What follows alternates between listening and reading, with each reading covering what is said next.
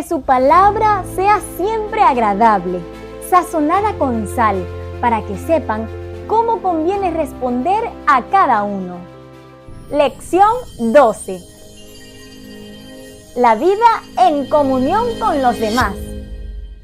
Esta semana, al continuar con el estudio del libro de Colosenses, nos podemos apercibir cómo Pablo, inspirado por el Espíritu Santo, busca con su contenido no solo consolar y dar ánimo, sino también preparar a los cristianos para el reto establecido por el mismo Jesús de vivir organizados en comunidades o eclesias de creyentes procedentes de distintas familias para así conformar su reino aquí en la tierra. Para el éxito de este experimento, se requiere tener claras las normas de convivencia que regirán las relaciones interpersonales, de tal manera de no alterar los propósitos fundacionales definidos por el mismo Cristo. Un modelo claro de la organización comunitaria cristiana la encontramos en el capítulo 2 del libro de los Hechos. Allí se resaltan algunos de los valores indispensables que deben poseer estas comunas para poder diferenciarse total y rotundamente de todas las otras sociedades existentes y convertirse así en ejemplos para las naciones en cuanto a la correcta administración de la política humana y sus efectos en el desarrollo integral armonioso de la civilización.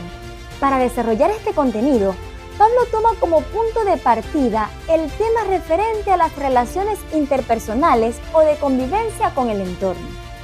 Según el discurso paulino, la norma fundamental en la cual deben establecerse las comunidades cristianas es: todo lo que hacéis, sea de palabra o de hecho, hacedlo todo en el nombre del Señor Jesús, dando gracias a Dios Padre por medio de Él. Colosenses 3:17. Como se puede leer detrás del discurso, el contenido ideológico de esta premisa plantea que la vida individual y comunitaria de los cristianos se debe regir por los mismos fundamentos o principios de carácter que mostró Jesús en su paso por la tierra. De allí la expresión nombre del Señor Jesús. De tal manera que con el accionar cotidiano de la comuna y de cada individuo que la conforma, se le pueda dar continuidad a la labor de Cristo de mostrar el carácter de Dios o la ley al mundo, evidenciando a su vez las bondades de vivir en un sistema social cuyo fundamento está en la ideología cristiana. Idea expresada en este texto cuando dice, dando gracias a Dios Padre por medio de Él. El segundo principio de conformación comunitaria de la nueva etapa organizativa del pueblo remanente de Cristo para el período neotestamentario se extrae de la expresión casadas, estad sujetas a vuestros maridos como conviene en el Señor. Este es el verso 18. Con la palabra sujeción se resalta la existencia del principio jerárquico, el cual se había establecido en el Edén desde el mismo acto creador. Desde aquel momento, este axioma universal fue ilustrado por medio del establecimiento del pacto matrimonial. Según el relato bíblico del Génesis, con el matrimonio no solo se multiplicaría el modelo, sino que lograría sojuzgar la tierra al reproducirse con él las comunidades cristianas que servirían y adorarían al Dios creador. Luego, la relación matrimonial entre marido y mujer se convertiría en un indicador de lo que estaba pasando a nivel social con el principio jerárquico de autoridad suprema de Dios por encima de todo y todos. De la misma manera, el compromiso primeramente de Cristo con su pueblo y luego de los gobernantes comunitarios con su comuna también fue ilustrado por el comportamiento de los varones hacia sus esposas. Maridos, amad a vuestras mujeres y no seáis ásperos con ellas. Verso 19.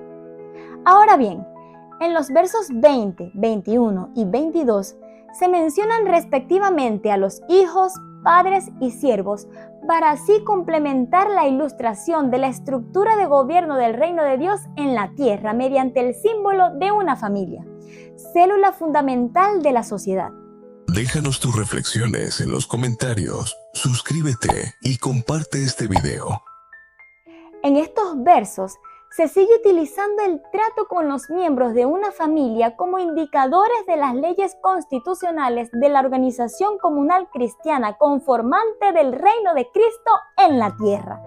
Pablo menciona primeramente a los hijos, con los cuales obviamente se tipifican a los comuneros y comuneras cristianos, quienes se perfilan como obedientes a sus padres, al ser estos un instrumento directo de Cristo para guiarlos en su proceso de restauración.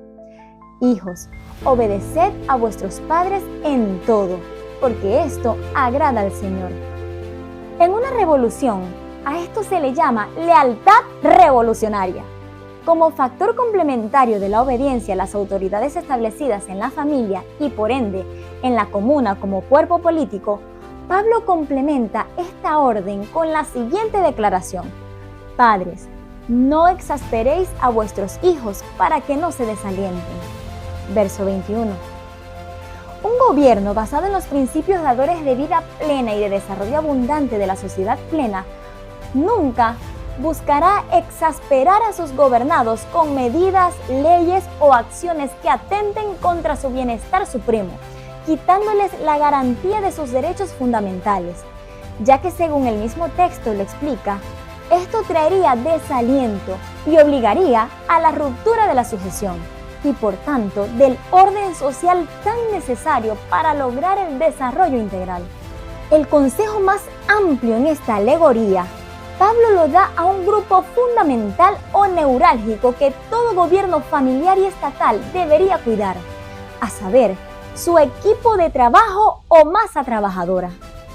Para toda organización social, los trabajadores son los encargados de proveer para sostener la economía de la familia o de la comuna, convirtiéndose en una pieza fundamental para toda la familia o sociedad.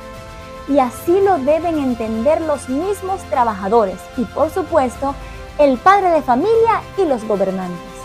Tanto los trabajadores como sus jefes deben ser muy cuidadosos al momento de decidir cómo actuar en este asunto, ya que la repercusión de una desestabilización en este sector de la sociedad de seguro traerá muy fuertes estallidos sociales que pondrán en peligro la estabilidad social o familiar. Las leyes comunales y los mismos comuneros deben tener el trabajo como sagrado, así como también a los derechos de los trabajadores. La relevancia de este asunto dentro de un modelo comunal cristiano se puede notar al hacernos conscientes de que la declaración de Pablo más elocuente y larga es esta, y va dirigida a este sector de la población o de la familia.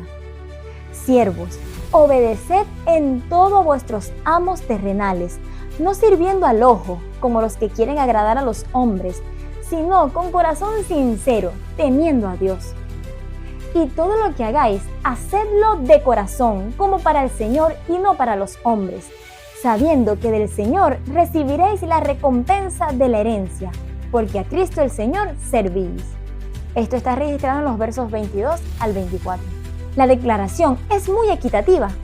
Invita a los trabajadores a estar conscientes de que su trabajo es de mucho valor para lograr la estabilidad y desarrollo de la sociedad cristiana y por lo tanto no deben hacerlo con motivos egoístas, ni pensando que trabajan para un ser humano o una causa personal, sino directamente para Cristo y su obra final de salvación. Pero a la vez declara: mas el que hace injusticia recibirá la injusticia que hiciere, porque no hay acepción de personas. Verso 25. Dando una clara advertencia a los gobernantes que el mismo Cristo será quien demande los derechos de estos trabajadores y por su causa serán juzgadas las naciones del mundo. El tema concluye con una declaración contenida ya en el verso 1 del capítulo 4, donde se concreta, con el lenguaje propio de la época, que los gobiernos o padres de familia deben ser los primeros en cumplir y hacer cumplir las leyes sustentadoras del reino de Cristo en la tierra, por ser ellas justas y rectas. Estas son las mismas que rigen toda la organización legal del universo, incluso donde está Dios y sus ángeles, haciéndonos conscientes de que la conformación de sociedades justas y nobles basadas en las leyes divinas, es la principal tarea que Cristo le encomendó a sus seguidores, ya que con ello podrá salvar a todas las naciones que se encuentran sumidas en la oscuridad de un modelo político diseñado por el enemigo como política opositora a la de Dios. En este tipo de comuna establecida por el mismo Cristo, todos debemos tener sabiduría en cuanto a lo que estamos haciendo y el por qué lo hacemos. Nadie debe estar enajenado de la política del cielo, a fin de poder explicar a quien lo desee los beneficios intrínsecos en el gobierno de Dios y así acepten ir al cielo. Así lo expresa Pablo cuando dice: Amos, haced lo que es justo y recto con vuestros siervos, sabiendo que también vosotros tenéis un amo en los cielos. Perseverad en la oración, velando en ella con acción de gracias, orando también al mismo tiempo por nosotros, para que el Señor nos abra puerta para la palabra, a fin de dar a conocer el misterio de Cristo, por el cual también estoy preso, para que lo manifieste como debo hablar. Andad sabiamente para con los de afuera, redimiendo el tiempo. Sea vuestra palabra siempre con gracia, sazonada con sal, para que sepáis cómo debéis responder a cada uno. Colosenses 4, del versículo 1 al 6.